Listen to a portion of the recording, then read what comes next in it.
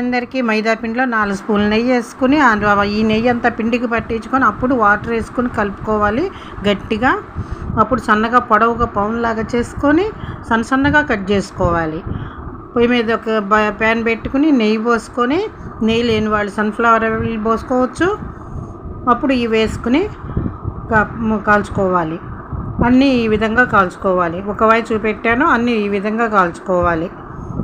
ఈ లెక్కలో చెప్పాలంటే 1 కేజీ మైదాకి 30 కేజీ బెల్లం, ఒక నెయ్యి కానీ వెన్న కానీ ఏదైనా వేసుకోవచ్చు.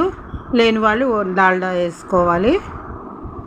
డాల్డా అంత మంచిది కాదు, ఒక 100 గ్రాముల వరకు పడుతుంది. కొంచెం వేసుకుంటే బిస్కెట్ సాల్ట్ వేసుకుంటే ఒక 25 గ్రాములు సరిపోతుంది. నెయ్యి 4 స్పూన్లు వేసుకుని బిస్కెట్ సాల్ట్ ఒక 25 గ్రాములు వేసుకుని సరిపోతుంది. లైక్ చేయండి, షేర్ చేయండి, సబ్స్క్రైబ్ చేయండి.